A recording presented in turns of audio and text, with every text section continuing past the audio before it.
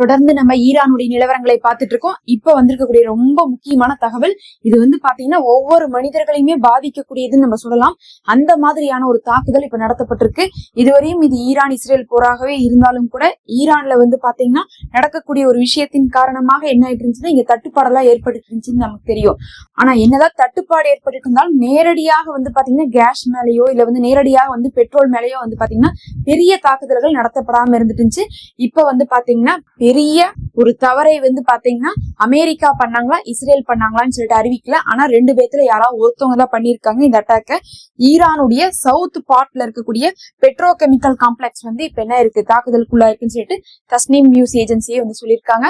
உடனே கத்தார் கொந்தளிச்சிட்டாங்க. ஏன்னா நம்ம இத பத்தி ஏற்கனவே ஒரு 4-5 நாளைக்கு முன்னாடி நம்ம இதை டிஸ்கிரைப் பண்ணிருந்தோம். அதாவது பாத்தீங்கன்னா ஈரானு அதுக்கப்புறம் கத்தார் ரெண்டும் பாத்தீங்கன்னா ஒட்னாப்ல இருக்கும். அதுல ஈரானுடைய பரப்புலதான் இந்த ஒரு ஏரியா இருக்கும். இதுதான் உலகத்திலேயே வச்சு, அதாவது உலகத்திலேயே ஒட்டுமொத்த உலகத்திலேயே வச்சு நம்பர் 1 கேஸ் ப்ரொடியூஸ் பண்ணக்கூடிய இடம். அப்ப எல்என்ஜி கிடைக்கக்கூடிய முக்கியமான அந்த கேஸ் ப்ரொடியூஸ் பண்ணக்கூடிய இடமே இதுதான். அங்க இருந்துதான் பாத்தீங்கன்னா அப்படியே இயற்கையா கிடைச்சுக்கிட்டே இருக்குது. அத பாத்தீங்கன்னா அந்த நிலப்பரப்பு அப்படிங்கிறது கத்தாரோடும் அதே மாதிரி ஈரானோடும் ஷேர் ஆகக்கூடிய மாதிரி இருக்கும். அதனால அவங்க 2 பேரும் பேசி வச்சுட்டு நான் இந்த பக்கம் எடுத்துக்கிறேன் நீ அந்த பக்கம் எடுத்துக்கோன்னு சொல்லிட்டு பேசி வச்சு எடுத்துட்டு இருந்தாங்க. அதுல பாத்தீங்கன்னா எவ்வளவோ பொருளாதார தடை வந்த போது கூட அதன் மீது அமெரிக்கா பொருளாதார தடையை போடல. ஏன் ஈரானுடைய எல்லாத்தின் மீது பொருளாதார தடையை போட்டு அது மேல போடலைன்னா ஏன்னா கத்தார் அதுல இருந்து எடுத்துட்டு இருக்காங்க. இன்னும் உலக நாடுகளுக்கு அதுல இருந்தா கேஸ் அதிகமா போயிட்டு இருக்கு. உலகத்திலே நம்பர் 1 நீங்க பாத்துக்கோங்க. அந்த அளவுக்கு வந்துட்டு இருக்கு. இன்னும் ஈரான்ல சொல்ல போனா 70% கரண்ட் அது மூலமா தான் 80% கரண்ட் அது மூலமா தான் ப்ரொடியூஸ் பண்ணிட்டு இருக்காங்க.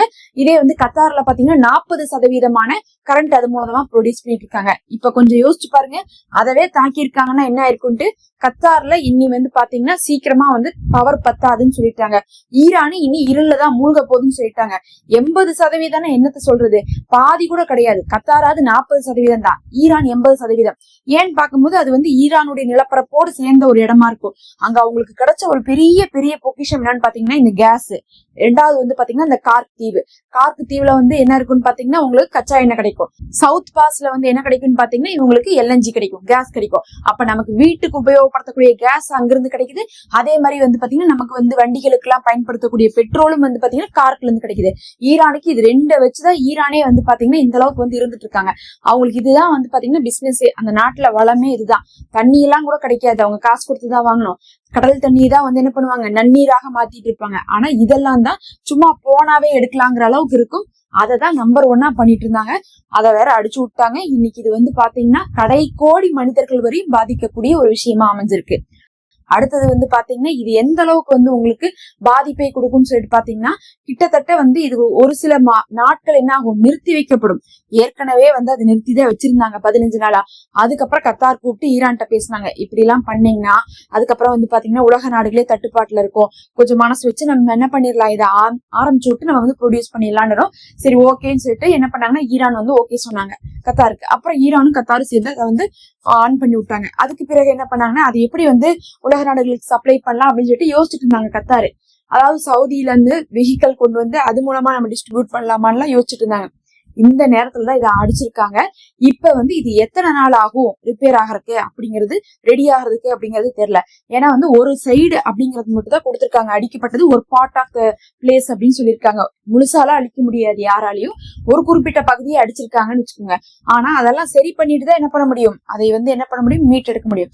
எல்லாம் ஓகே. ஒரு பக்கம் பெட்ரோல் அடிச்சா எப்படி எரியுமோ கேஸ் அடிச்சாலும் அதே மாதிரி தானே எரியும். ஒரு சிலிண்டர் வெடிச்சா என்ன ஆகும், அப்ப சிலிண்டருக்குள்ள இருக்கக்கூடிய அந்த கேஸே அங்கதான் உற்பத்தி ஆகுதுன்னா அந்த இடத்துல எப்படி கொழுந்து விட்டு எரிஞ்சிட்டு இருக்கு தெரியுங்களா?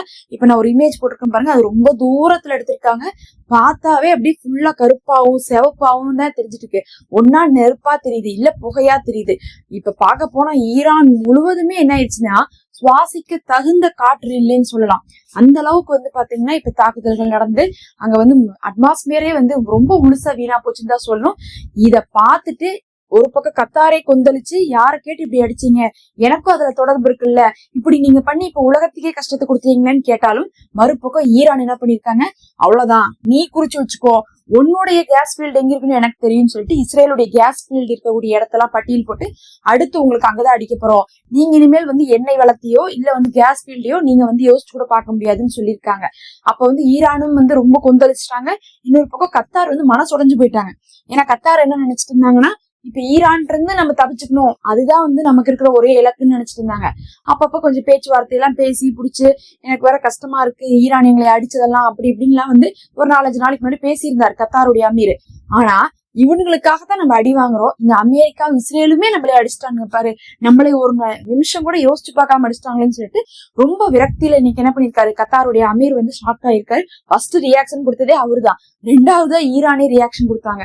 ஈரான் பதிலடி கொடுப்போம்னு சொல்லியிருக்காங்க.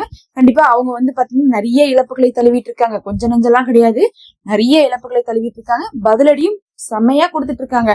அடுத்த ஒரு வீடியோல நம்ம தெளிவா பாத்தீங்கன்னா இரவு நடந்த தாக்குதல்ல நடந்த இழப்புகளுடைய இமேஜஸ் எல்லாம் வந்திருக்கு. அதை நம்ம அடுத்த ஒரு வீடியோல பார்க்கலாம். அதை விட இது ரொம்ப முக்கியங்கிறதுனால இதை போடுறோம். இப்ப ஒருவேளை இது ஸ்டாப் செய்யப்படுதுன்னு வச்சுக்கலாம். இப்ப ஸ்டாப் செய்யப்பட்டா எப்ப மறுபடியும் ஆன் ஆகும்னு தெரியாது இந்த மிஷின். இப்ப நம்ம சொல்றது அந்த எல்பிஜி பாத்தீங்கன்னா நமக்கு எப்படி கிடைக்கும்னு தெரியாது. அப்படி மட்டும் ஆனா என்ன ஆகும்னு பாத்தீங்கன்னா 1 மாசம் 2 மாசம் அல்லது ஒரு 3 மாசத்துக்கு கேஸ் தட்டுப்பாடு வர்றதுக்கு வாய்ப்பு இருக்கு. இது பாத்தீங்கன்னா அங்கிருந்துதான் கேஸ் வருதுங்கிறதுனால நமக்கு வேற வழி இல்ல. ஈரானும் கொடுக்க முடியாது, கத்தாரும் கொடுக்க முடியாதுன்னா நமக்கு வேற யார் கொடுப்பா, ரஷ்யா கொடுப்பாங்க. ரஷ்யா கொடுக்க ஜெலன்ஸ்கி விடுவாரான்னு கேட்டா, அதாவது உக்ரைன்ல இருந்து ஜெலன்ஸ்கி கொஞ்ச நாளைக்கு முன்னாடி ஒரு 2-3 நாளைக்கு முன்னாடி என்ன பண்ணியிருந்தாங்க, இந்தியாவுக்கு வரக்கூடிய ஒரு சரக்கு கப்பல் அது பாத்தீங்கன்னா அங்கிருந்து கிளம்பி இருந்துச்சு. கரெக்டா கிளம்புனதுக்கு பிறகு ரஷ்யாலே வச்சு தாக்கிட்டாரு. அவருக்கு தெரியும் நல்லாவே உக்ரைனுக்கு பாத்தீங்கன்னா இந்தியா ஒரு விதத்துல சப்போர்ட்டா தான் இருக்கு. இருந்தாலும் என்ன பண்றாங்க, அவங்களுக்கு ரஷ்யா நாட்டுலதானே அது இருக்குது அப்படின்னு சொல்லிட்டு தாக்கிட்டாங்க. இப்படி எல்லாம் பார்த்தா என்ன ஆகும், அவங்களும் அங்க ரஷ்யாவில இருந்து வெளியே வரக்கூடாதுன்னு அடிச்சுட்டாங்கன்னு வச்சுக்கோங்க, முடிஞ்சு போச்சு, கேஸே இருக்காது. ரஷ்யாவுடைய அதிபர் இன்னைக்கு சொல்லியிருக்காரு, அப்படி எல்லாம் அடிச்சிடாதீங்க, இது உலக மக்களுடைய தேவைக்கான விஷயம். இப்ப பாத்தீங்கன்னா அங்க கத்தார் ஈரான்லயும் தாக்கப்பட்டிருக்கிற நேரத்துல அவங்க என்ன பண்ணிருப்பாங்க, மிஷின் எல்லாம் நிறுத்திருப்பாங்க, அவ்வளவுதான், இனி ரெடி பண்ணிட்டு தான் மறுபடியும் ஆன் பண்ணுவாங்க. மறுபடியும் கேஸ் விலை பாத்தீங்க இப்பதான் சொன்னாங்க, இன்னைக்குதான் எங்க வீட்டுக்கிட்ட எல்லாம் வந்துருச்சுன்னு சொன்னாங்க. இனி பாத்தீங்கன்னா மறுபடியும் என்ன ஆகும், கேஸ் விலை ஏறும், மறுபடியும் வர்றது தட்டுப்பாடு ஆகும் நிலைமை வந்துட்டு இருக்கு. எப்படி இப்படி பொறுப்பில்லாம அடிக்கிறாங்கன்னு தெரியல அப்படிங்கிற அளவுக்கு தான் இன்னைக்கு எல்லாருமே ஆய்வாளர்களே பேசியிருக்காங்க.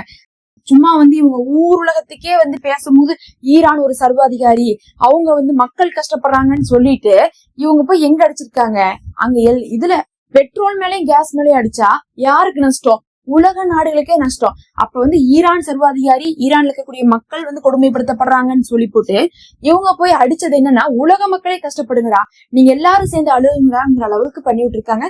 இப்படி எல்லாம் பண்ணிட்டாலும் கூட ஒரு சிலர் இன்னைக்கு அமெரிக்கா ஜெயிக்கணும், இஸ்ரேல் ஜெயிக்கணும்னு இருக்காங்க. அவங்க ஜெயிச்சு என்ன பிரயோஜனம், அவங்க ஜெயிக்கிறதுக்குள்ள ஈரான் மட்டும் சுடுகாடாகாது, இங்க இருக்கக்கூடியவர்களும் சேர்ந்துமே என்ன ஆயிரும், விலைவாசியில எங்கேயோ போயிரும். இப்பவே எதை கேட்டாலும் 20 ரூபா 30 ரூபா ஏத்தி வச்சிருக்காங்க. இனி கேஸ் எல்லாம் வரலைன்னா ஒரு சாமானிய வியாபாரியோடைய நிலைமையெல்லாம் நினைச்சு பாருங்க. இதுல வேற இப்ப ரஷ்யா அனுப்புறதுக்கு தயாரா இருக்காங்க. ஆனா நடுவுல யாரும் தாக்காம இருக்கணும்ங்க கூடிய ஒரு வேண்டுகோளையும் வச்சிருக்காங்க. இருந்தாலும் பாத்தீங்கன்னா இந்த ஜெலன்ஸ்கி என்ன பண்ணுவாரு, நீ சொன்னதுதான் நான் செய்வேங்கிற மாதிரி பண்றதுக்கும் வாய்ப்பு இருக்கு. அதுவும் நடந்தா இன்னும் ஒரு 3 மாசத்துக்கு இழுவரியாக இருக்கும்னு நினைக்கிறேன். பொறுத்திருந்து பார்க்கலாம். அடுத்த வீடியோ ஒரு முக்கியமான வீடியோ, இஸ்ரேலுக்குள்ள நடந்த ஒரு தாக்குதலை பத்தி பார்க்கலாம். சரியான அடி, 250 பேர்லாம் உயிரிழந்திருக்காங்க. அடுத்த வீடியோல பார்க்கலாம். தொடர்ந்து இணைந்திருங்க. நம்ம சேனல்ல மெம்பர்ஷிப் இருக்கு, ஜாயின் பண்ணிக்கோங்க.